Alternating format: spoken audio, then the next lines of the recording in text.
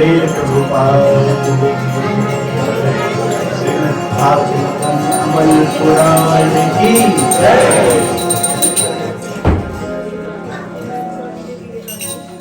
हरे कृष्ण।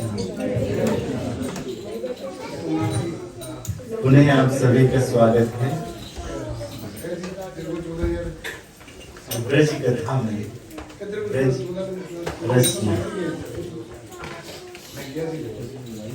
हम सभी सुन रहे हैं कि किस तरह भगवान भगवत गीता के माध्यम से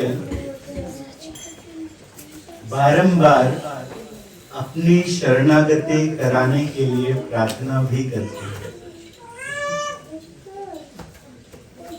हम भक्त भगवान से प्रार्थना करते हैं उनकी भक्ति के लिए, लेकिन भगवान भी सांसारिक जीवों से प्रार्थना करते हैं बारंबार।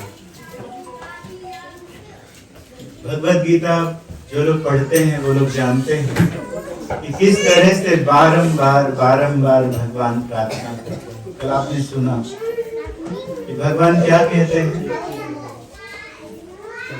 सर्वधर्मान् परित्यज्य माम एकम शरणं व्रज।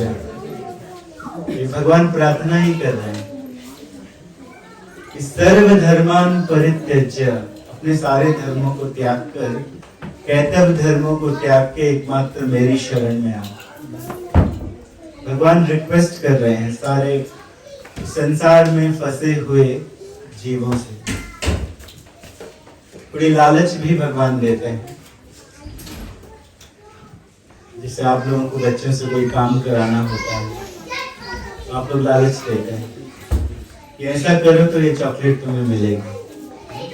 तो भगवान भी लालच देते हैं कि अहम त्वाम सर्व पापेभ्यो, मैं तुम्हारे सारे पापों को नष्ट कर दूंगा और मोक्षयिष्यामि मा शुचः। सोचो मत, अपने अंदर कोई डाउट मत रखो, मुक्ति भी दूंगा।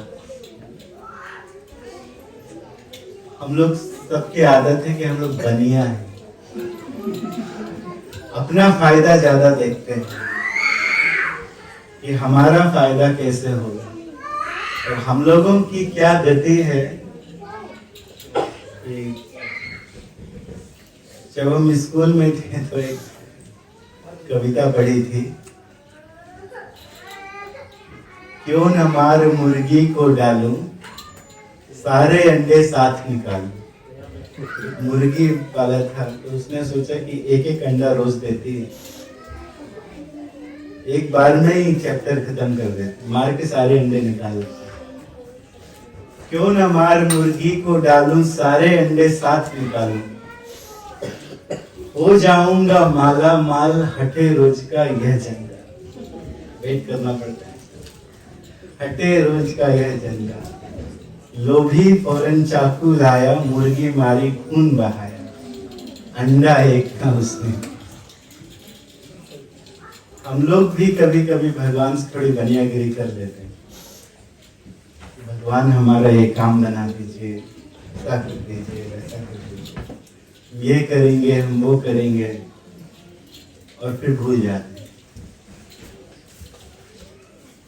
जब हमारा काम बन जाता है तो फिर हम भगवान को भूल जाते हैं। भगवान से यदि आप कुछ भी मांगते हैं तो आपको मिलने वाला है, गारंटी है मिलेगा।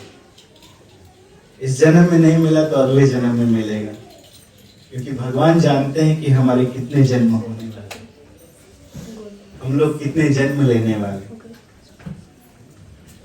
तो अगर इस जन्म में नहीं मिला है तो निश्चित रूप से अगले जन्मों में मिल जाएगा। जो कुछ भी आपने भगवान से मांगा है भगवान देते हैं। तो बड़ा सोच समझ के हम लोगों को भगवान से कुछ आकांक्षा करनी चाहिए। कल आपने सुना कि भगवान से क्या मांगना है, शरणागति। भगवान के भक्तों के चरण कमल में शरणागति मांगना।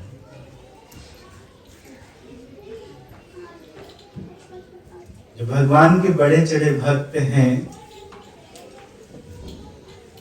उनके चरण कमलों में हमारी रति हो जाए। हमारी बात क्या, गोपियां भी इस बात को कहती हैं। हम लोग क्या बोलेंगे, गोपियां कहती हैं, तब कथामृतम तप्त जीवनम कविभिरीडितम कल्मषापहम् श्रवणमङ्गलम् श्रीमदाततं भुवि गृह्णन्ति ते भूरिदा जना। गोपियां कहती हैं कि वो भक्त जो इस संसार में भगवान की कथा का प्रचार प्रसार कर रहे हैं, दूसरों को भगवान का नाम दे रहे हैं, वास्तव में सबसे बड़े दानी वही है। गोपियां सबसे बड़ी भक्त है ना।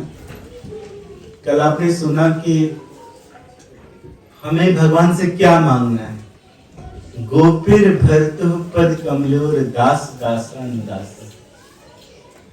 गोपियों के भरता भगवान श्री कृष्ण, गोपियों के भरता। भगवान किसके हैं, गोपियों के हैं। गोपियों के भरता भगवान श्री कृष्ण के दासों के दासों के दासों के दासों के दास बन जाए। हमें भगवान से ये मांगना है, लेकिन गोपियां कहते हैं कि नहीं नहीं, सबसे बड़े दानी तो भगवान के भक्त होते हैं। अपने को बड़ा नहीं मानते, वो दूसरों को बताए। और गोपियां सदैव भगवान की बातें करती रहती, सदैव एक दूसरे से श्रवण कीर्तन करती रहती। तब कथामृतम तप्त जीवनम। जब भगवान की शुद्ध कथा होती, भगवान के विषय में जब अपने कानों से भर भर के सुना जाता है भगवान की शुद्ध कथा, तो तप्त जीवनम। ये संसार जो है ना बहुत भयंकर है, दिन भर इस संसार में जलते हैं। तो जैसे वीक के एंड में आपके अकाउंट में सैलरी आती है, वैसे ही संसार में जलने के बाद जब किसी भक्त के निकट जाते हैं और भगवान की कथा को सुनते हैं, तब हमारी सारी ज्वाला खत्म हो जाती है, सारा ताप खत्म हो जाता है और आनंद मिलता है। भगवान की कथा सुनकर जो आनंद मिलता है वो भौतिक आनंद जैसा नहीं है। इस संसार का जो आनंद है वो तो सैलरी खत्म होने में खत्म हो जाता है। जो भौतिकतावादी लोग हैं, मटेरियलिस्टिक लोग, तो वो तो हफ्ते भर काम करते हैं और फिर फ्राइडे सैटरडे संडे तक उड़ा देते हैं। तो मंडे फिर उनका ताप शुरू हो जाता है। लेकिन जो भगवान के भक्त हैं, भगवान की कथा सुनते रहते हैं, जीवन भर उनके हृदय में एक संतोष रहता है। कहते हैं ना कि हर कोई शांति की तलाश में। जो लोग हिमालय में रहते हैं वो अमेरिका जाना चाहते हैं, जो अमेरिका में रहते हैं वो हिमालय जाना चाहते हैं। किसी को शांति नहीं। तो अमेरिका में बड़े लंबे समय से हैं, वो चाहते हैं कि हिमालय में जाए और जाके हट बना के रहे, झोपड़ी बना के रहे। ऐसा चाहते हैं कि शांति मिल जाएगी, यहाँ शांति मिल। और जो लोग हिमालय में रहते हैं वो क्या चाहते हैं, अमेरिका चले जाएं, थोड़ा पैसा कमा ले, धन कमा ले, तो शांति आ जाए। लेकिन शांति किसी को नहीं। शांति की तलाश में सभी लोग हैं, लेकिन किसके हृदय में शांति होती है, किसको बढ़िया लगता है? जो लोग सदैव भगवान का कथा कीर्तन करते रहे। क्यों उनके हृदय में शांति रहती है? इसका कारण क्या है? हम लोग कभी कभी जन्म दिवस मनाते हैं, लेकिन अब बताइए किसी कैदी को जेल में बंद कर दिया हो और 1 साल के बाद उसको बोला जाए कि मुबारक हो, आपका 1 साल हो गया, कैसा लगेगा? तो हम सब इस जेल में बंद हैं, और जेल में बंद होने के बाद भी 1 साल हमारा कम हो गया, हम 1 साल मर गए, 1 साल मरते हैं, है ना? जब कोई गर्भ में आता है तो उसकी आयु का निर्धारण कर दिया जाता है, तो कितने वर्ष जिएगा। आयु धर्म च वित्तम च विद्या निधनमेव च पंचैतानि सृज्यन्ते गर्भस्थस्य देहि। आयु कितनी है वो गर्भ में निर्धारित कर दी जाती है कि कौन कितना जिएगा, गर्भ में ही निर्धारित किया जाता है इस बात कि कौन कितना जीने वाला है। तो 1 वर्ष किसी का बीत गया, 1 वर्ष कोई खत्म हो गया, तो हम लोग क्या कहते हैं? हैप्पी बर्थडे कहते हैं। तो किसको अधिकार है अपना जन्म दिवस मनाने का?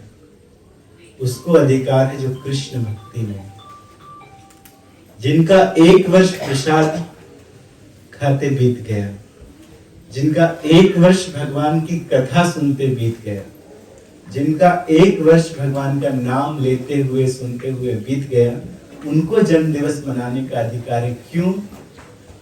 क्योंकि वो शाश्वत जीवन की तैयारी कर रहे हैं, बाकी तो सब मर रहे हैं,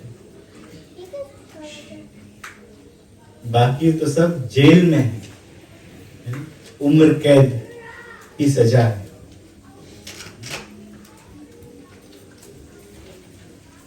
तो इसीलिए हम लोगों को अपने धर्म का बड़ी ही ईमानदारी के साथ पालन करना चाहिए, लोभी की तरह नहीं, चाकू लेकर आए उसकी तरह नहीं, ईमानदारी के साथ पालन करना चाहिए, ऑनेस्टी के साथ। हम लोग शास्त्र पढ़ते हैं, शास्त्र सुनते हैं, शास्त्र कहते भी हैं, दूसरों को प्रचार भी करते हैं, तो अपने जीवन को बड़ी ऑनेस्टी से जीना चाहिए, क्योंकि भगवान देख रहे हैं, भगवान सब कुछ जानते हैं। तो भगवान हमें जब सही समय में आता है तो आपकी मांगी हुई वस्तु को दे भी देगा। तो शरणागति भगवान में कैसी हो? कल हम लोगों ने सुना कि जो भक्त भगवान के साथ उत्कंठा से मिलते हैं उसे सिद्धि कहा जाता है। सिद्धि, इसी विषय में हम लोग सुन रहे हैं। नेक्टर ऑफ डिवोशन चैप्टर 39, इसमें आप लोग पढ़ सकते। सिद्धि,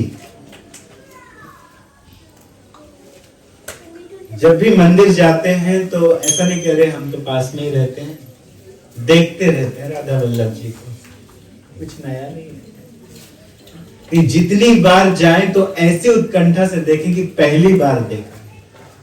गोपियां इसी उत्कंठा से भगवान को देखने के लिए व्याकुल रहती और देखती रहती हैं ब्रज में। जब समय मिलता है तब भगवान को देखना चाहिए और बार बार प्रार्थना करती हैं अपने देवता से कि भगवान श्री कृष्ण के दर्शन हो जाए। ब्रज देवता से, ग्राम देवता से प्रार्थना करती हैं कि हमें चलते चलते कहीं कृष्ण के दर्शन हो जाए। सोचती रहती हैं सदैव कृष्ण के बारे में, कब उनका दर्शन होगा, कब उनका दर्शन होगा। तो हफ्ते भर काम करना पड़ता है, तो हफ्ते भर ये सोचना चाहिए कि कब हम जाएंगे और जाके राधा वल्लभ जी का दर्शन करेंगे। पूरे दिन काम करते हैं तो कब जाएंगे और जाके घर में हमारे गोपाल जी का दर्शन करेंगे, गिरिराज गिरिरानी जी का दर्शन करेंगे, राधा कृष्ण जी का दर्शन करेंगे। तो इसको विचारते रहना चाहिए, इसको सोचते रहना चाहिए। तो हर समय में आपका जो चित्त है वो कृष्णमय रहेगा। कृष्ण ने खाया कि नहीं खाया, सुबह उनको भोग लगा के निकले कि नहीं निकले। हम लोग तो जल्दी जल्दी ब्रेकफास्ट कर लेते हैं, लेकिन हमारे गोपाल जी को खिलाते हैं। मूर्ति है, खाते नहीं, रोज रोज रखा रहता है, ऑफर करते हैं। भगवान खाते हैं और भगवान उतना वापस भी कर देते हैं क्योंकि जानते हैं कि इसके हाथ में चाकू है। ये लोभी है। यदि हम खा लेंगे तो फिर ये देना ही ना बंद कर देते।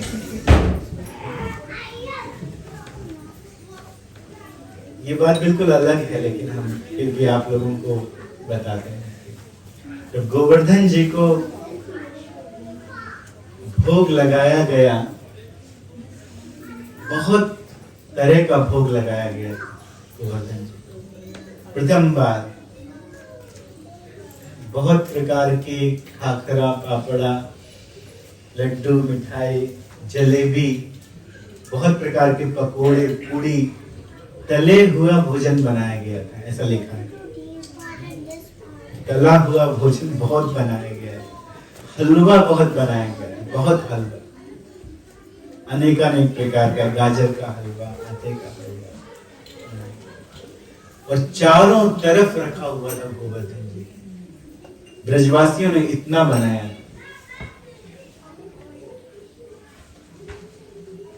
कल हमने बढ़िया से आपको बता दिया था कि भगवान कैसे विस्तार कर सकते हैं छोटी जगह का। भगवान गर्भ में भी वैकुंठ को ला सकते हैं। तो आज हम यदि आपसे ये कहें तो अतिशयोक्ति नहीं होगी, बहुत ज्यादा नहीं होगा, कि जब राधा रानी इस संसार में आई, इस धराधाम में आई, तो 32 मिलियन गोपियों के साथ ब्रज में जन्म लिया। और भगवान श्री कृष्ण 10 मिलियन गोपास के साथ जन्म लिया। इतने लोग आ गए 84 कोस के अंदर। अतिशयोक्ति नहीं होगी। क्यों?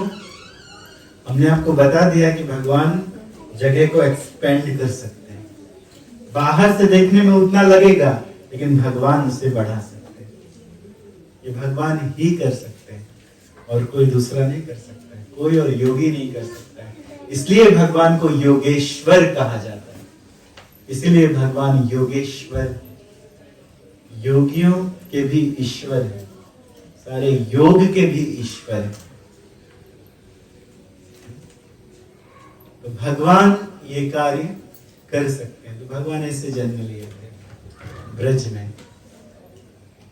भगवान से मिलने की उत्कंठा, इसे सिद्धि कहा जाता है। गोपियों के हृदय में उनसे बस मिलने की आकांक्षा रहती है कि हम कब श्री हरि से मिलेंगे, कब हम हमारे कृष्ण से मिलेंगे।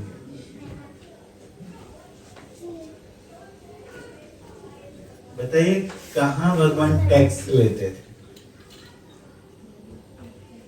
तो पता है? Crossing the Yamuna. और मुख्य रूप से भगवान टैक्स लेते थे दान घाटी में। दान घाटी वही स्थान है जहां से आप कभी कभी परिक्रमा प्रारंभ करते हैं। गोवर्धन की परिक्रमा को 2 भागों में विभाजित किया गया है, एक बड़ी परिक्रमा और एक छोटी परिक्रमा। ये दोनों को मिला के एक परिक्रमा होती है। राधा कुंड के तरफ की परिक्रमा वो है छोटी परिक्रमा। बड़ी परिक्रमा है गोवर्धन की तरफ की, दान घाटी की तरफ की परिक्रमा। तो दान घाटी में भगवान सुबह सुबह जाके खड़े रहते थे सखाओं के साथ, अपने मित्रों के साथ में। मधुमंगल थोड़ा सा कुछ बता रहे थे, लेकिन रह गया कि चारों तरफ से भोग लगाया जाता था कृष्ण को गोवर्धन में। तो जब भोग लगाया गया प्रथम बार, तो गोवर्धन जी के बड़े बड़े ऐसे हाथ निकले। गोवर्धन भक्त भी हैं और भगवान भी हैं।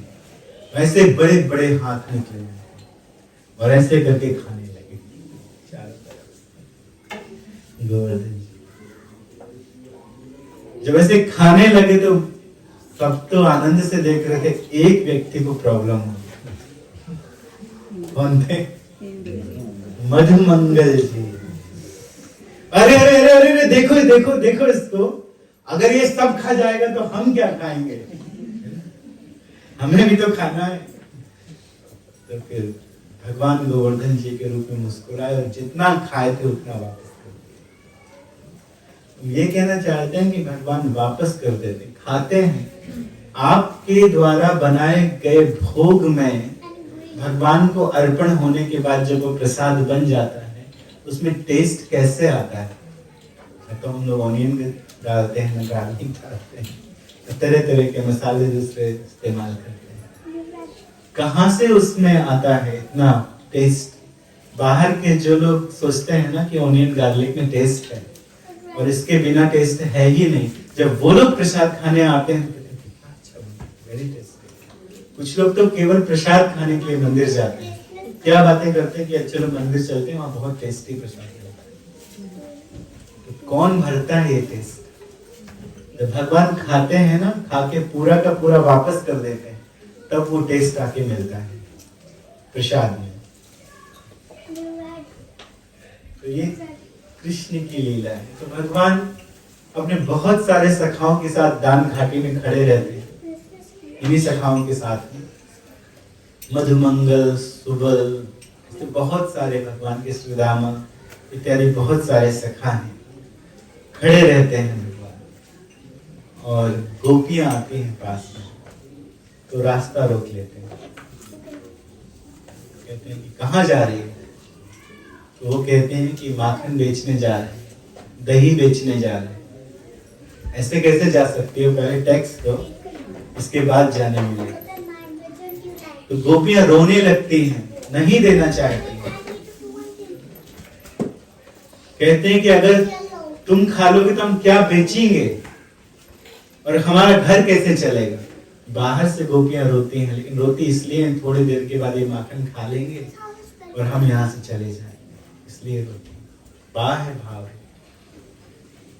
गोपियां माखन किसके लिए बनाती हैं? जब माखन बनाती हैं ना, तो कृष्ण का चिंतन करते हुए माखन बनाती हैं कि आज इतना अच्छा माखन बनाऊंगी, इतना अच्छा दही बनाऊंगी कि कृष्ण केवल मेरा दही खाएंगे, कृष्ण केवल मेरा माखन खाएंगे। ये सोचकर वो माखन तैयार करते हैं। विकृत कामा अखिल गोप कन्या मुरारी पादार्पित चित्त वृत्ति दध्यादिकं मोह वसादि मोचन गोविंद दामोदर माधवेति गोविंद दामोदर माधवेति गोविंद दामोदर माधवेति। तो जब बेचने के लिए गोपियां निकलती हैं, कहना ये चाहिए कि दही ले लो रे दही, ये कहना चाहिए। अपने सिर में मटकी रख के निकलती हैं, क्या कहना चाहिए? दही ले लो रे दही, दही ले लो रे दही।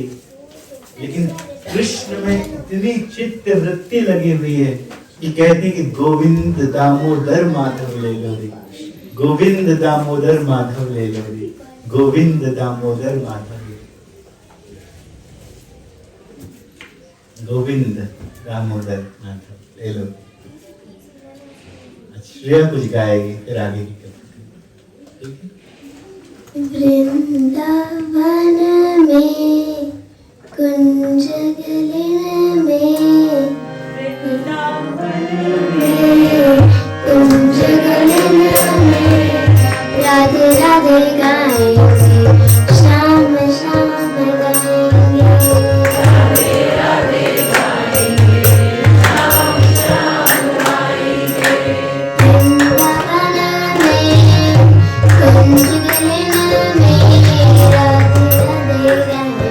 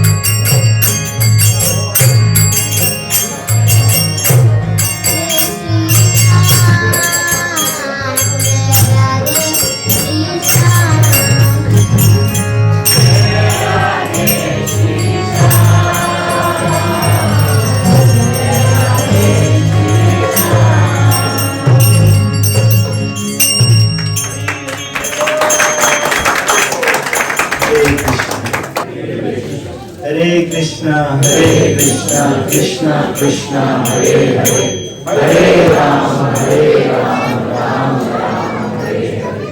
कृष्णचंद्र भगवान की जय। गोपियां अपने सिर में माखन लेकर निकलती हैं कृष्ण का दर्शन करने के लिए। Shyam Shyam we will sing. और जितने भी गोप हैं वो रास्ते में खड़े हैं कि उन्हें राधा रानी का दर्शन हो जाए, श्रीमती राधा रानी को देखें। तो गोपियों का समूह आता है और सारे गोप रास्ता रोककर खड़े हो जाते हैं। इसे कहा जाता है सिद्धि। उत्कंठा है एक दूसरे को देखने की, माधुर्य भाव। माधुर्य भाव की पराकाष्ठा है। भगवान श्री कृष्ण राधा रानी को देखते हैं और राधा रानी कृष्ण को देखती है। बाकी सारी सखियां मदद करती हैं राधा रानी को कि कृष्ण का उन्हें दर्शन हो जाए। सारे गोप सखा मदद करते हैं कृष्ण को कि उन्हें राधा रानी का दर्शन हो जाए। तो ये माधुर्य भाव में शिरोमणि दोनों का आमना सामना होता है और दोनों एक दूसरे का दर्शन करते हैं, देखते हैं। लेकिन लीला है कि भगवान रास्ता रोककर खड़े हुए और कहते हैं कि कर दो। यदि दही बेचने जाना है तो टैक्स दो। कौन होते हो तुम टैक्स लेने वाले? क्या पता नहीं मैं कौन हूं? मैं यहाँ के राजा नंद बाबा का लड़का हूं। ब्रज के राजा जो नंद है ना, उनका लड़का हूं, इसलिए टैक्स दो। किसी ने खड़ा नहीं किया उनको टैक्स लेने, खुद ही आ गए टैक्स लेने। क्या करना चाहते हैं? गोपियों के प्रेम को खाना चाहते हैं। गोपियों के प्रेम को खाना चाहते हैं। तो गोपियां नहीं देती हैं, लेकिन फिर भी मटकी खींच खींच के उनकी और ऊपर की सारी मलाई खा जाते हैं। दही में जो ऊपर जो मलाई जमी होती है खा जाते हैं। बेचारी गोपियां निराश हो जाती हैं, रोते रहते कहती हैं कि तुमने तो हमारा पूरा धन लूट लिया, अब कौन इस दही को खरीदेगा? इसकी पूरी मलाई निकाल ली, कौन इसे खरीदेगा? लाओ वो भी दे दो, वो भी खा। भगवान ये बताना चाहते हैं इतने प्रेम से तुमने ये दही बनाया है इस हमारे लिए, तो इसके अधिकारी तो हम। ये क्यों मथुरा जाए? तो सारी गोपियां आपस में बैठ के सलाह करती हैं। देखिए लीला विशेष है।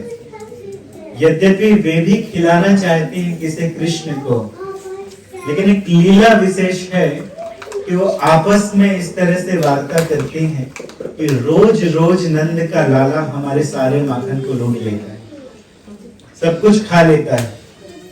यदि इस तरह से चलता रहा तो हमारा घर कैसे चलेगा? बताइए, घर चलाने के लिए उनको माखन बेचना जरूरी है। नंद बाबा के पास कितनी गायें थी? 9 लाख गायें थी, आप सभी जानते हैं। अगर नंद बाबा के पास 9 लाख गायें हैं तो दूसरे जो ग्वाले हैं कम से कम 500,000 गाय तो होंगी। 9 लाख बहुत होता है, 1 मिलियन करीब करीब। वो भी अच्छी अच्छी गाय उतनी थी और भी ढेर सारी थी। तो सबके पास अनंत कोटि गाय हैं और वहां पे क्रय करने की आवश्यकता नहीं है, बेचने की आवश्यकता नहीं है घर चलाने के लिए। पहले के समय में कोई अनाज उगाता था, कोई फल की खेती करता था, कोई दही दूध इत्यादि रखता था अपने पास, तो एक दूसरे से अदला बदली कर लेते थे। हम तुम्हें दे देते हैं, तुम्हारे पास जो है वो हमें दे दो। तो इस तरह से सबका काम चलता था। लेकिन हम मथुरा कभी कभी टैक्स देने के लिए जाना पड़ता, कंस का टैक्स देने के लिए कभी कभी उनको मथुरा जाना पड़ता, तो बहुत सारा दही, बहुत सारा दूध लेकर जाते थे। अच्छा अच्छा दही इत्यादि कंस को दिया करते थे, धन इत्यादि भी दिया करते थे। तो सखियां आपस में बात करती हैं। ललिता सखी कहती है कि मुझे एक रास्ता मालूम है जहां ये लंपट नहीं आ सकते,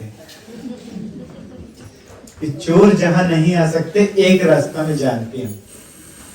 सबने कहा ठीक है, कल हम वहां से चलेंगे, कल हम जाएंगे और अपना दही हम मथुरा में बेच। छोटी छोटी सी सखियां हैं, राधा रानी, ललिता, विशाखा, कुंदवित्या, चंपकलता, सुदेवी, चित्रा, भद्रा, ये छोटी छोटी सी हैं और ये भी दही बेचने के लिए जाना चाहती हैं मथुरा। भगवान क्यों चलवाएंगे इतना इनको, इतना बरसाने से कहां मथुरा जाओगे।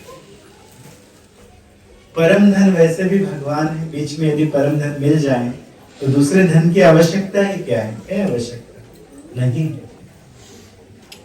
तो ललिता ने कहा कि एक रास्ता मैं जानती हूं, जंगल से होकर जाता है, कि किसी को नहीं मालूम, मैं लेकर चलूंगी। और राधा रानी तैयार हुई, ठीक है ठीक है, लोगों ने एक रास्ता बना लिया। लेकिन यहाँ भगवान श्री कृष्ण तो अंतर्यामी है।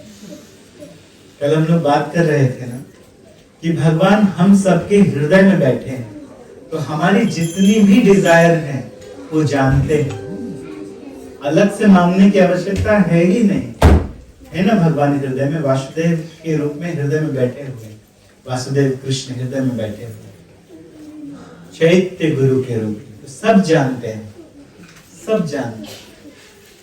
अलग से कुछ मांगने की आवश्यकता नहीं है। भगवान को लालच देने की कभी कोशिश मत करना कि हमारा ये काम बन जाए तो हम ये यज्ञ करेंगे, या 1 किलो मिठाई चढ़ाएंगे, ऐसा करेंगे वैसा करेंगे, कोई फायदा नहीं। प्रेम से मांगने से भगवान दे देते हैं, खुश हो जाते हैं, और जो आपने मांगा है वो देंगे, क्योंकि भगवान पिता हैं हम सबके, तो निश्चित रूप से देंगे भगवान।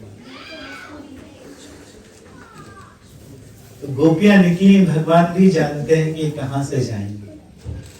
भगवान को क्या कहते हैं, ओमनिशिएंट कहते हैं, सब जानते हैं।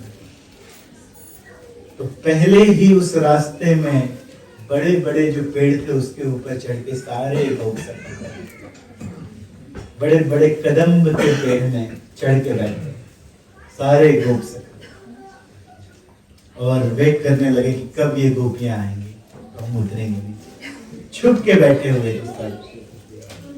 और वो समय आया सुबह का, और जगह का नाम है साकरी खोर। आप लोग बरसाने तो सभी गए होंगे, लेकिन जल्दी जल्दी में लोग मंदिर चले जाते हैं, परिक्रमा नहीं लगाते। छोटे छोटे बच्चों के साथ कभी कभी मुश्किल होता है परिक्रमा लगाना। हमने तो देखा है ब्रज के लोग छोटे छोटे बच्चों के साथ दंडवती लगाते हैं। हम लोग बहाना करते हैं, नहीं जाने, तेरे मुश्किल होगा, 7 किलो की परिक्रमा कैसे लगेगा। लेकिन ब्रज के लोग छोटे छोटे बच्चों के साथ दंडवती लगाते हैं, और राधा रानी के मंदिर से भी दंडवती लगाते हुए छोटे छोटे बच्चे ब्रज के वहां रहने वाले। कुछ मुश्किल नहीं है अगर मन में इच्छा है। कभी कभी हो सकता है कुछ प्रॉब्लम हो, बच्चे बीमार हो, वो एक अलग बात। यदि सब कुछ ठीक हो तो लगाना चाहिए, और इसके पहले कि हम बूढ़े हो जाए लगा लेना चाहिए, चलते ना बने। बच्चे छोटे हैं कोई बात, इसके पहले बूढ़े हो जाए, गोवर्धन परिक्रमा, ब्रज परिक्रमा, बरसाने की परिक्रमा, नंदगांव की परिक्रमा, वृंदावन की परिक्रमा, ये कर लेना चाहिए। नहीं तो बाद में हाथ पैर नहीं चलेंगे और हम देखेंगे कहाँ हमें रिक्शा मिल जाए, रिक्शे से लगा लें। जो चल के लगाने में जो आनंद है वो रिक्शे में नहीं है। जब आप चल के जाएंगे तो आप एक एक जगह को देखेंगे, अरे ये गौरी का मंदिर है, विमला जी का, जो राधा रानी की कुल देवी है। राधा रानी प्रतिदिन जाती थी और कृष्ण को मांगती थी अपनी कुल देवी से। आगे क्या आता है, साकरी खोर एक जगह है, वहां से एक ही गोपी एक बार में निकल सकती है। पहाड़ है, एक गोरा पहाड़ है, एक काला पहाड़ है। गोरे पहाड़ में राधा रानी बैठी रहती थी तो गोरा हो गया, और जहां कृष्ण बैठे रहते थे वो काला हो गया। तो एक गोरा पहाड़ है, एक काला पहाड़ है, पास पास में। और गोपियां निकलती थी वहां से, तो जैसे ही गोपी बीच में आई, सारे बालक सर करके उससे अपने अपने उस कदम के पेड़ से नीचे आ गए और आके फिर से रास्ता रोकी, अपने डंडों को लगा दिया, बड़े बड़े बैत लगा दिए। कहाँ जा रहे, हमसे बच के कहाँ जाओगी? भगवान श्री कृष्ण, भगवान श्री कृष्ण वहां पर भी दान मांगते हैं। तो एक दान घाटी है और एक साकरी खोर, ये मुख्य स्थान है जहां भगवान टैक्स ले लेते। दान घाटी इसीलिए कहा जाता है क्योंकि भगवान दान लेते थे। तो भगवान जब खींचातानी होने लगी, गोपियों ने कहा आज नहीं देंगे, तुम रोज, हे लंपट, तुम रोज हमसे हमारा सारा माखन, सारा दही छीन लेते हो, ये ठीक नहीं है। हम मथुरा जाएंगे, इसको बेचेंगे, जब तुम ऊपर की मलाई खा लेते हो तो कौन हमारा दही खरीदेगा? तो आज नहीं देंगे, आज नहीं देंगे, और करके खींचातानी चल रहे हैं। गोपियां खींचती थी, भगवान कृष्ण खींचते थे कि हम भी जाने नहीं देंगे। और जब गोपियां खींच के जाने लगी तो भगवान ने पीछे से पत्थर मारा और राधा रानी की वो मटकी फूट गई। और जिस स्थान में दही गिरा था, आज भी वो जगह गीली है, आज भी वो जगह गीली। आप जाके देख सकते हैं कि वहां पे वो गीलापन है आज भी। भक्त जाते हैं, देखते हैं, प्रणाम करते हैं, वहां पे भगवान के हाथ के निशान भी आपको दिखाई देंगे, भगवान के बैत के निशान दिखाई देंगे। तो कौन है जो भगवान श्री कृष्ण के हाथ के निशान को, उनके बैत के निशान को, उनके चरणों को, उनकी भोजन थाली को, वो जहां पे वो खेलते थे, क्या कहते हैं, स्लिप के नीचे स्लाइड, हाँ, फिसलरी शिला। तो कौन है जो इनको नहीं देखना चाहता है? कौन है बताइए? जहां से वो स्लाइड होते थे उसको नहीं देखना चाहते। आप लोग भी जाना चाहते हैं ना, स्लाइड होना चाहते हैं ना, वहां से कृष्ण के सखा सखी बनना चाहते हैं ना, तो वहां पे स्लाइड होना पड़ेगा आपको भी जाना, उन पत्थरों में जहां कृष्ण खेलते। तो इस तरह से गोपी गोपियां वो मिलते हैं आपस में। क्यों मिलते हैं? उत्कंठा है मिलन की, इसलिए मिलते हैं। इसे सिद्धि कहते हैं, जहां मिलने की बहुत उत्कंठा है। बहुत प्रकार के योग हैं, कर्म योग, ध्यान योग, बहुत प्रकार के योग। सारे योगों में सर्वश्रेष्ठ कौन सा है? भक्ति योग है। योग का अर्थ होता है मिलन, कृष्ण के साथ मिलन, उसको योग कहते हैं, जुड़ना कृष्ण के साथ। उसको कुछ लोग हैं जो भक्ति योग को बड़ा नहीं मानते या भक्ति योग को मानते ही नहीं है, लेकिन श्रीमद् भागवतम में बारंबार इस बात को कहा गया है कि भक्ति योग सर्वश्रेष्ठ है। श्रीमद् भागवतम के 11वें कैंटो में कहा गया है, श्रीमद् भगवत गीता के 12वें अध्याय में कहा गया है। भगवान क्या कहते हैं दूसरे श्लोक में 12वें अध्याय में? मय्या वैश्य मनो ये माम नित्य युक्ता उपासते।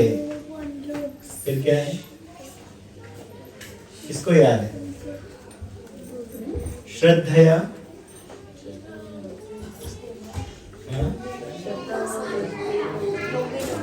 मय्या वैश्य मनो ये माम नित्य युक्ता उपासते श्रद्धया परिप्रेता है ते में युक्त तमाम।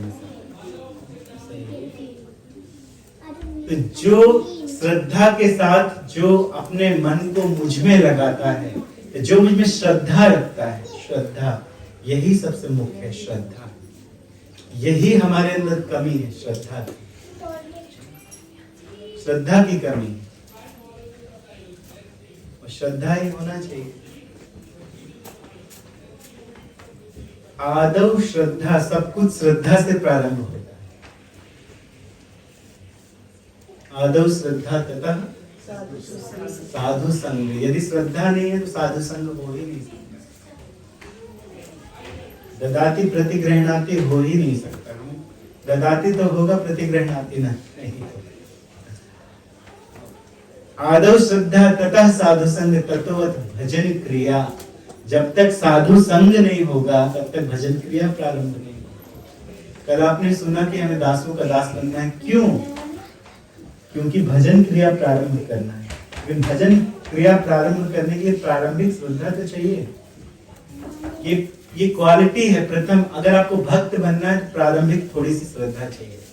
यदि किसी के अंदर श्रद्धा नहीं है तो उसको भगवत गीता का ज्ञान दिया ही नहीं जाए। शास्त्र में कहा गया है कि वो अपराध है। भगवत गीता में भी भगवान कहते हैं उसको नहीं दिया जाए। जो अभक्त हैं उसको नहीं दिया जाए। प्रारंभिक श्रद्धा तो कम, मिनिमम फेथ कम से कम होना चाहिए। आदौ श्रद्धा तथा साधु संग ततो भजन क्रिया ततो अनर्थ निवृत्ति स्यात्। फिर जब मुश्किलें आती हैं ना, जब आप भजन क्रिया प्रारंभ करते हैं तब सारी मुश्किलें आना शुरू होती हैं। तब लोगों का प्रश्न होता है कि why bad things happen to good people. वो अनर्थ निवृत्ति है। जब भजन क्रिया प्रारंभ हुई तब प्रॉब्लम्स आना प्रारंभ होती है, नहीं तो नहीं आती। दे रहे हैं नहीं तो भगवान से। कब प्रॉब्लम्स आना शुरू होते हैं? अनर्थ निवृत्ति उसी को कहा जाता है। तत्व निष्ठा जो इस स्टेज से निकल जाएगा तब उसमें ज्यादा श्रद्धा उत्पन्न हो जाएगा। निष्ठा, रुचिस्त अथासक्ति तथो भावस ततः प्रेमा विदंचति साधका नाम अयम प्रेमणा प्रादुर्भावे भवेत् क्रमः। ये चैतन्य चरितामृत का सुंदर श्लोक भक्ति रसामृत सिंधु में भी है, नेक्टर ऑफ डिवोशन में भी। जैसे फिजी में और इंडिया में, यहाँ पर भी शुगर कैन होता है ना, यहाँ पर भी बहुत होता है। तो गुड़ कैसे बनाया जाता है देखा है किसी ने? भारत में गुड़ कैसे बनाते हैं देखा? क्या करते हैं?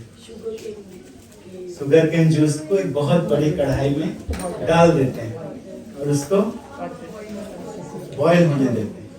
तो जब उसको बॉयल रहता क्या है? वो जूस, शुगर केन जूस। इसी को श्रद्धा समझ लीजिए, जूस है इसको श्रद्धा समझ लीजिए। और जब चलाते रहेंगे ना, चलाते रहेंगे, उसका संसर्ग आग के साथ होगा। साधु संग जब होगा तब उबाल प्रारंभ होगा भजन क्रिया। फिर अनर्थ निवृत्ति, जितनी अशुद्धियां हैं वो ऊपर आने लगती हैं। अशुद्धियों को निकाल निकाल के अलग फेंक दिया जाता है, वो अनर्थ निवृत्ति। हमारे अंदर जो जन्मांतर की अशुद्धियां हैं उनको अलग किया जाता है भजन क्रिया के द्वारा। धीरे धीरे वो गाढ़ा होना शुरू होता है। निष्ठा, रुचि, भगवान के साथ आसक्ति हो जाती है। भाव तब उत्पन्न होता है। फिर उसके बाद प्रेम उत्पन्न होता है, गुण बनता है धीरे धीरे। लेकिन प्रारंभ कैसे होता है? थोड़ी श्रद्धा चाहिए प्रारंभ में। यदि श्रद्धा नहीं है तो आप कुछ भी कर लीजिए, कुछ होने वाला है। भगवान में जो लोग श्रद्धा रखते हैं, मैया विश्व मनोये माम नित्य युक्ता उपासते श्रद्धया परोपेता ते में युक्त तमाम। तो मिलन की उत्कंठा में अपना सर्वस्व भूल जाना, उसे ही सिद्धि कहते हैं। मिलन की उत्कंठा जब हो और उसमें सर्वस्व भूल जाए अपना। राधा रानी अपने आप को भूल जाती है। कृष्ण राधा रानी से मिलते हैं तो अपने आप को भूल जाते हैं। तो इसको कहते हैं सिद्धि। उत्कंठा के कारण अपने आप को भूल जाना, इसे सिद्धि कहा जाता है। तो इस तरह का भाव हृदय में होना चाहिए। देखिए जैसे कि बहुत सारे भक्त हैं, वो भगवान से मिलते हैं धीरे धीरे। सिद्धि के बाद तुष्टि का नंबर आता है। सिद्धि, तुष्टि और स्थिति। तुष्टि में जब भगवान को बहुत चिरकाल से नहीं देखा है, लेकिन जब भगवान सामने आते हैं तो फिर एक सेटिस्फैक्शन मिलता है, और उस सेटिस्फैक्शन में भी लोग अपने आप को भूल जाते हैं। पूरी तरह से अपने आप को लोग भूल जाते हैं, भगवान का दर्शन करते हैं। जैसे कि बहुत समय के बाद जब भगवान गए, भगवान बहुत समय तक अर्जुन के साथ रहते।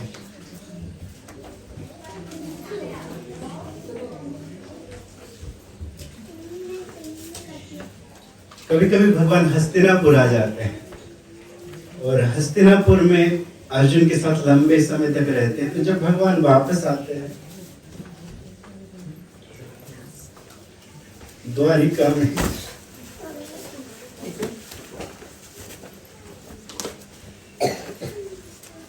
तो वो भगवान के भक्त जिन्होंने बहुत लंबे समय से भगवान को नहीं देखा है,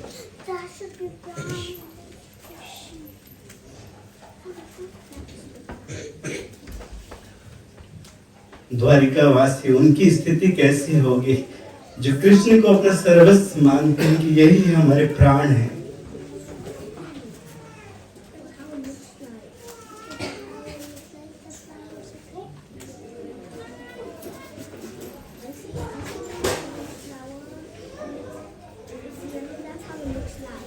दारुक भगवान के सेवक हैं, भगवान के रथ चलाने वाले।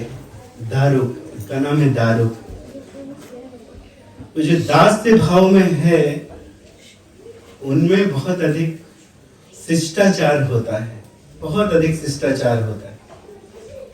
पूरी तरह से शिष्टाचार का हमेशा पालन करते हैं कि भगवान आते हैं तो भगवान को प्रणाम करते हैं, भगवान का चरण धोते हैं।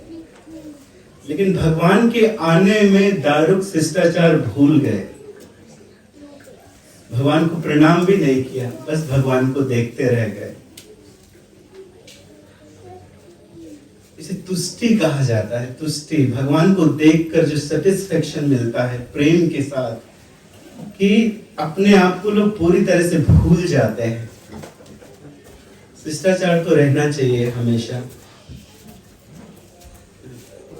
शिष्टाचार के जो सबसे बड़े इस संसार में हनुमान जी में बहुत शिष्टाचार है।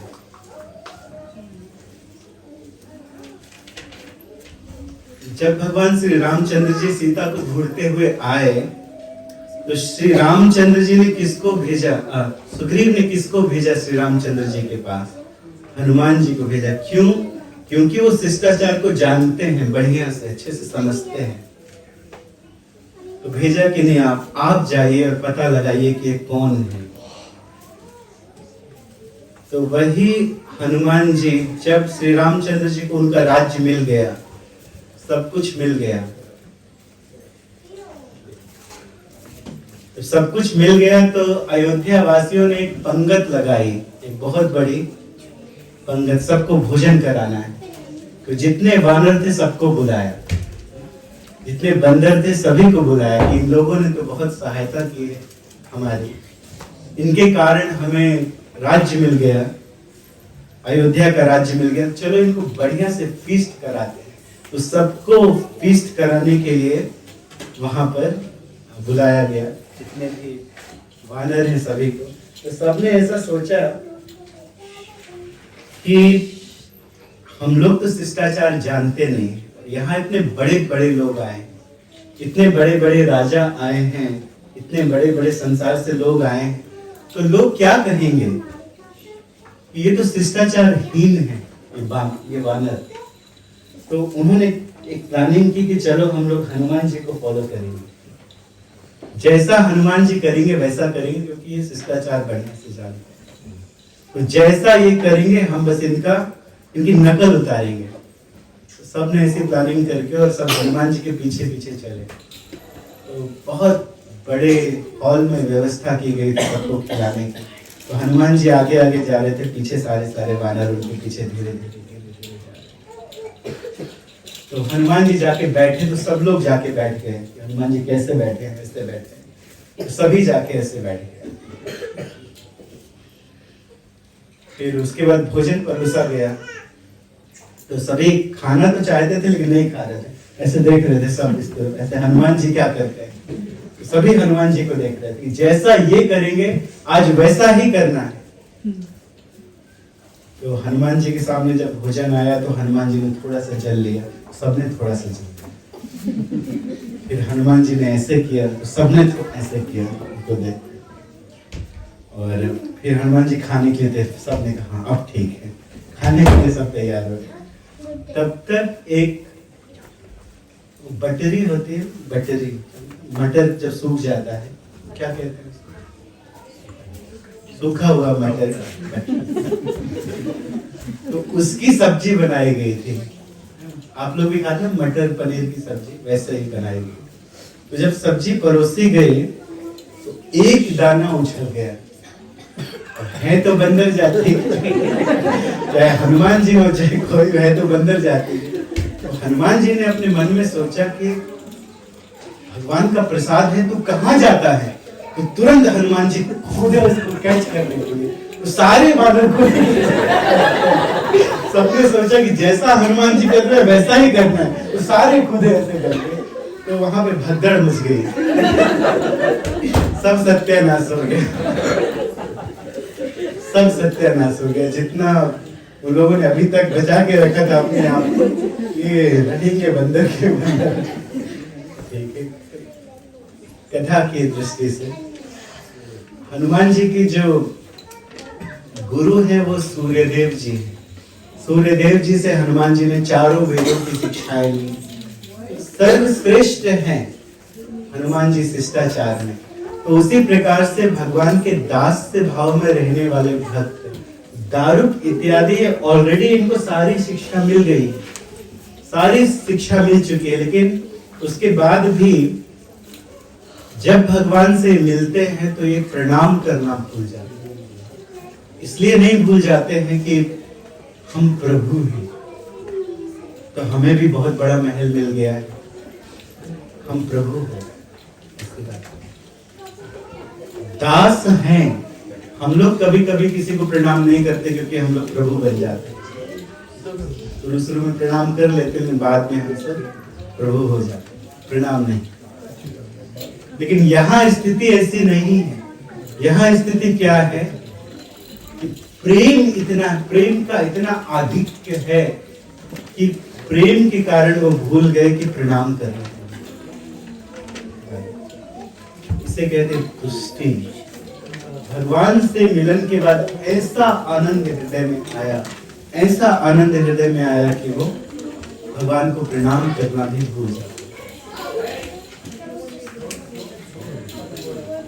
तो इसी तरह से जो भगवान के जो माधुर्य भाव में जो भक्त हैं उनके विषय में कहा ही क्या जाए। शांत भाव में कुछ भक्त होते हैं, जैसे कि सनत, सनातन, सनंदन और सनत कुमार, ये शांत भाव के भक्त हैं। ये भी भगवान से बड़ी उत्कंठा के साथ मिलते हैं।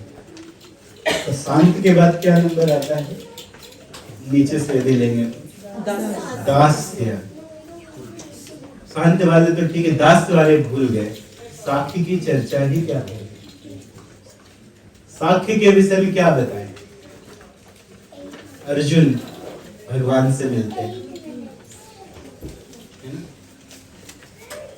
यद्यपि वो जानते हैं कि ये भगवान है, लेकिन उसके बाद भी भगवान हाथ पकड़कर उनको रथ से नीचे उतारते हैं, अर्जुन को युद्ध के मैदान। तो गोपों के बारे में क्या कहा जाए, वृंदावन के गोप, उनके बारे में वो तो कहते अरे तू कहाँ का नंद बाबा का लड़का है, चलो बनो घोड़ा, हम तुम्हारे ऊपर बैठेंगे। और वो घोड़ा बना के भगवान को उनकी सवारी करते हैं। तो साख्य भाव में भी अधिकता नहीं है शिष्टाचार की कि ये भगवान है। भले वो गोवर्धन उठाएं, भले उनके सामने 3 दिन में पूतना जैसी राक्षसी को मार दो, 3 दिन में तृणावर्त को मारा, बड़े बड़े राक्षसों को मारा, लेकिन उसके बाद भी वो उनके लिए भगवान नहीं है, वो ऐसा सोचते हैं कि विष्णु की कृपा है इसके ऊपर जो ये बड़े बड़े राक्षसों का वध कर देता है। नंद बाबा को तो साक्षात बताया था, इस बात को बताया था।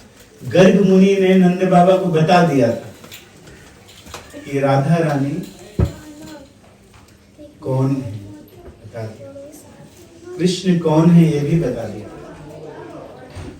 लेकिन फिर भी वात्सल्य का इतना आधिक्य है कि वो भूल जाते हैं।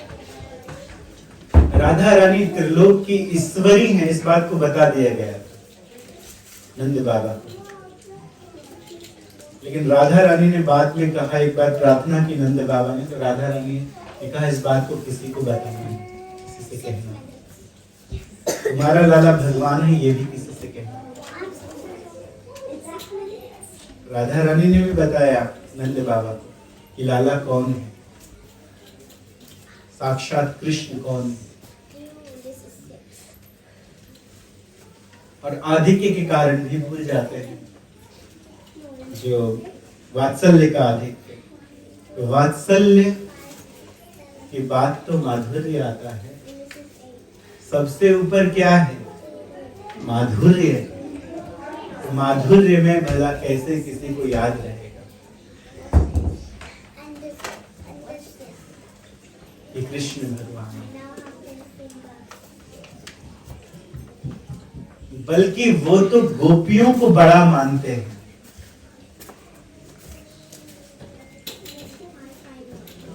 जानन्ति गोपिका पार्था न अन्ये जानन्ति तत्वतः।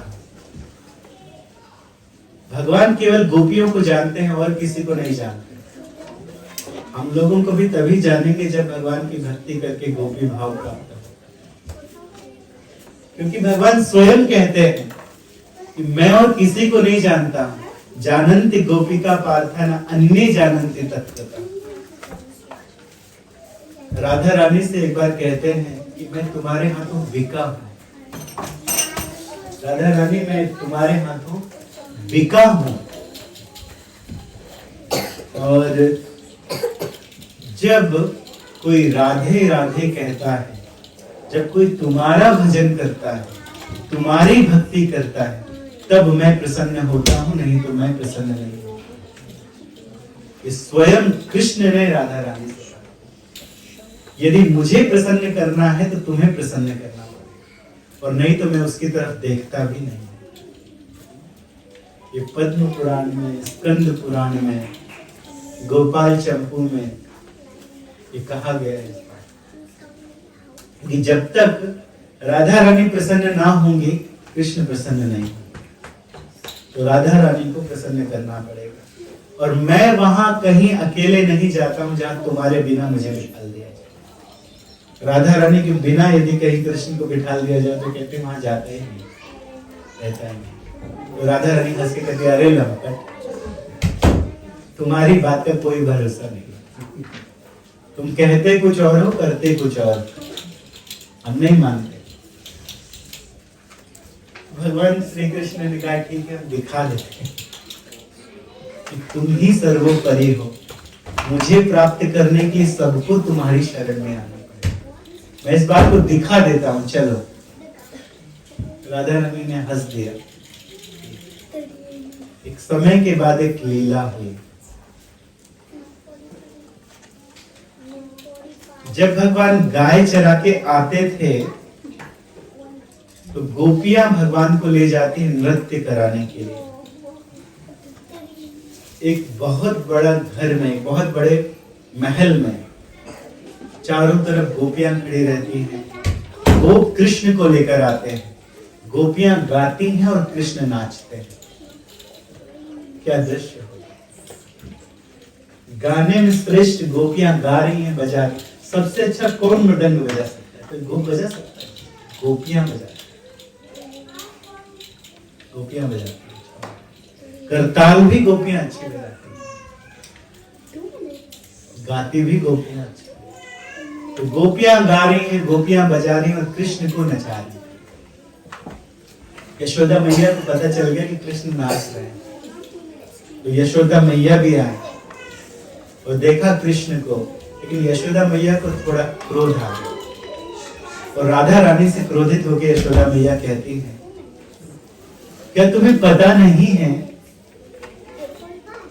कि लाला पूरे दिन गौवें चराता है, कितना थक गया होगा बेचारा, कितना थक गया होगा, लेकिन तुम लोग को काहे की चिंता, तुम लोगों को तो बस मजा लेना है।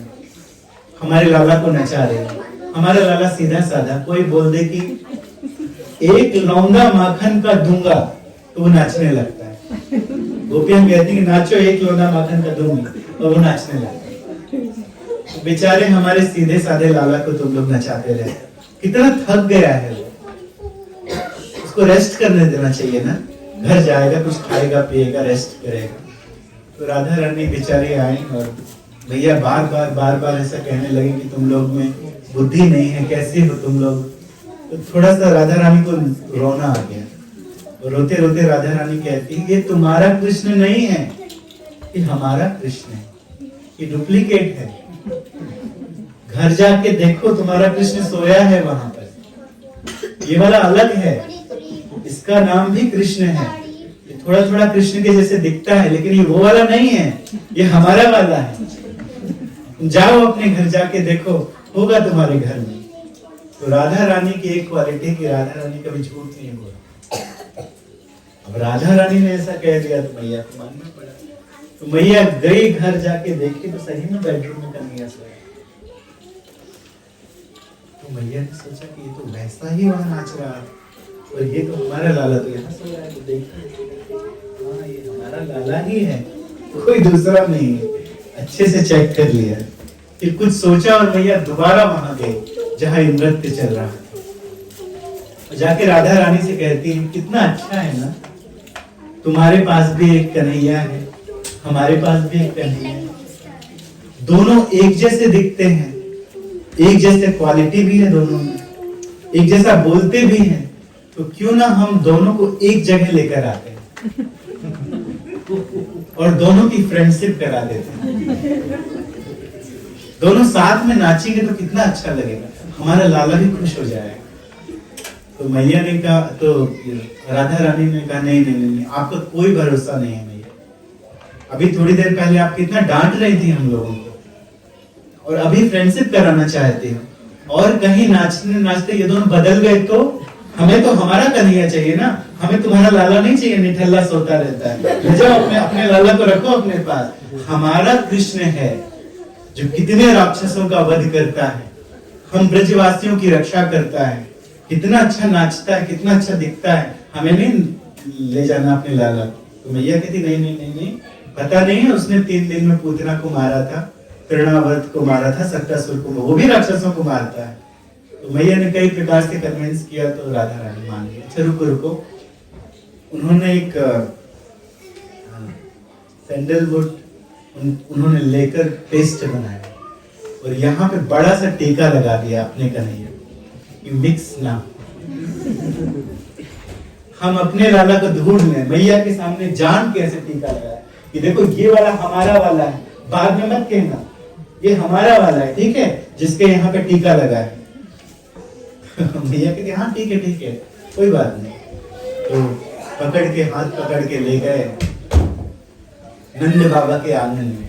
अब वहां सब लोग इसी तरह से बैठ गए, गोपियां सब बैठ गए नंद बाबा के आंगन में, और मैया ने बेडरूम में जाके अपने लाला को उठाया कि बेटा उठ जाओ, तुम्हारे जैसा कोई आया है। बेचारे थोड़ी देर में वो भी उठे और उठ के आए, और दोनों को साथ में हाथ मिला के उन्होंने नचवाना शुरू किया। फिर वहां पे गायन हुआ और दोनों कृष्ण नाचने लगे। 2 नील मणि एक साथ नाचे, दोनों कृष्ण हैं। वो दृश्य कैसा होगा अपने दिमाग में बिठा ले। कृष्ण नाच रहे, गोपियां गा रही, कृष्ण नाच रहे। कृष्ण ने कैसा नाचा होगा। नाचने वालों में भी कृष्ण सर्वोपरि, सर्वश्रेष्ठ है, सबसे बढ़िया नाचते हैं कृष्ण। कितना अच्छा कृष्ण ने नाचा हो। इस जगत में कोई मटेरियल डांस करता है और लोग मोहित हो जाते हैं, क्या नाचा। कृष्ण ने जब ब्रज में नाचा होगा तो 2 मून एक साथ जब नाचे होंगे, 2 चंद्रमा, वो बात ही कुछ अलग।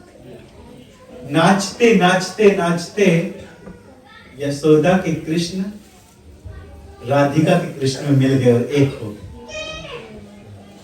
यशोदा के कृष्ण गायब, यशोदा के कृष्ण गायब हो गए। एक ही कृष्ण थे वहां पे। अब मैया ढूंढने लगी कि मेरा लाला कहाँ गया, मेरा लाला कहाँ गया, यहाँ वहां ढूंढने लगी। अब फिर से आके राधा रानी को ब्लेम कर कि मैं जानती हूँ कि तुम लोग तरह तरह की ट्रिक करते रहते हो, हमारे लाला को कहाँ छुपा दिया, हमें हमारा लाला वापस करो। तो राधा रानी हमें क्या मालूम, देखो ये तो हमारा वाला है, हाथ पकड़ लिया, ये तो हमारा वाला है, देखो इसके यहाँ पे टीका लगा है, हमें नहीं मालूम तुम्हारा, हमने पहले कहा था देखो हमारे लाला को मत लेना, हमारे लाला को मत लेना, ये वाला हमारा वाला है। और मैया कहती है कि देखो मेरे पास एक ही बच्चा है, बहुत बच्चे नहीं है मेरे पास, एक ही बच्चा है, मेरा बच्चा मुझे चाहिए, मेरा लाला मेरा कृष्ण कहाँ गया। तो माँ रोने लगी और रोते रोते राधा रानी के चरणों में गिर गई। राधा रानी के चरणों में मैया यशोदा गिर गई। तो मैया यशोदा चरणों में गिरकर कहती है कि मैं अपना देह त्याग कर दूंगी अगर मुझसे मेरे लाला को, मुझे मेरा लाला चाहिए, नहीं तो मैं मर जाऊंगा। तो वो फेंट हो गई। तब राधा रानी कृष्ण की तरफ देखती, अब क्या करें, अब क्या करें। कृष्ण कहते हैं तुम ही जानो, तुम्हें क्या भैया कुछ नहीं होगा, डोंट वरी, तुम जानो हम क्या करें। भगवान ने क्या कहा था, जो राधा रानी के चरण में गिरता है उसको कृष्ण मिलता है। जब तक कोई राधा रानी के चरणों में नहीं गिरा कृष्ण नहीं।